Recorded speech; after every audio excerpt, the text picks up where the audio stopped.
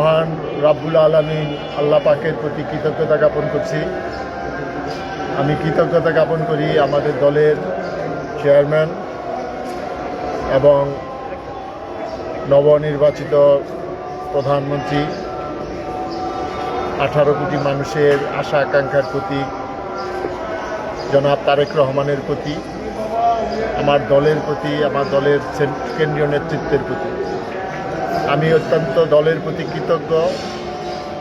আজকে আমি মনে করি তৃণমূলের একজন নিপীড়িত, নির্যাতিত, নিগৃহীত মানুষকে এখানে মূল্যায়ন করা হয়েছে। আমাদের এখন পালা হলো আমাদের নেতা যে কী চায় সেটা বাস্তবায়ন করে দেখানো। আজকে উনি যে ভিশন নিয়ে, যেই চিন্তা চেতনা নিয়ে আজকে বাংলাদেশের রাষ্ট্র ক্ষমতায় অধিষ্ঠিত হয়েছে, এটা আসলে আমরা ক্ষমতা হিসাবে ধরি না।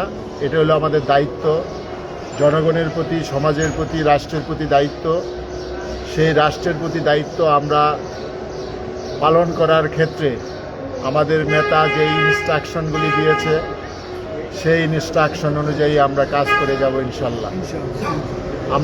আপনারা জানেন যে বাংলাদেশের মধ্যে নারায়ণগঞ্জ একটি অত্যন্ত পুরাতন শহর, ব্যবসা বাণিজ্য সমৃদ্ধ শহর, বাংলাদেশের জাতীয় আয়ের একটি বিশেষ অংশ এই নারায়ণগঞ্জ থেকে আসে। এই নারায়ণগঞ্জ তারপরেও ঢাকার অত্যন্ত পাশে, রাজধানীর পাশে হওয়ার পরেও অত্যন্ত পিছু সারির একটি সি ক্যাটাগরির জেলা। এই জেলাকে উন্নয়নের জন্য অনেক ক্ষেত্রে পিছিয়ে আছে। নারায়ণগঞ্জ সিটি কর্পোরেশন শীতলক্ষা নদীর মাধ্যমে 2 ভাগ হয়ে আছে।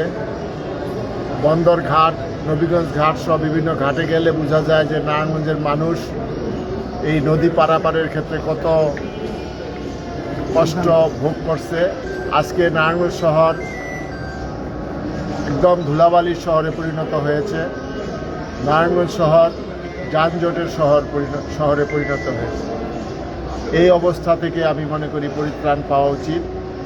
আমি একটা অল্প সময়ের একটা প্যাকেজ তৈরি করব এবং এই যানজট সমস্যা, এই ধুলাবালির সমস্যা এবং নারায়ণগঞ্জের যে শৃঙ্খলাটা সেটা ফিরে আনার চেষ্টা করব। আমি এই সবাইকে বলতে চাই, কিশোর গ্যাং, সন্ত্রাস, মাদক, এটাকে আমরা জিরো টলারেন্স হিসাবে নিয়ে এটাকে নিবৃত করার জন্য আমরা সর্বশক্তি নিয়োগ করব ইনশাল্লাহ। নারায়ণগঞ্জ অত্যন্ত দুর্ভাগা একটি শহর। আপনার নারায়ণগঞ্জে আসলে মনে হবে যে আমরা একটা অত্যন্ত গ্রামের পুরান শহরে এসেছি। এক রাস্তার একটি শহর।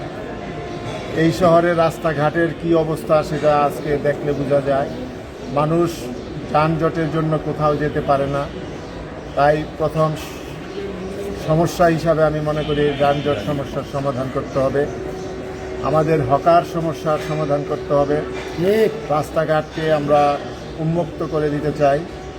আমরা চাই এই নারায়ণগঞ্জের যে মশা, যে জলাবদ্ধতা সহ যে সকল সমস্যাগুলি আছে সেই সমস্যাগুলি চিহ্নিত করে সেগুলি সমাধান দ্রুত করার চেষ্টা করব ইনশাআল্লাহ।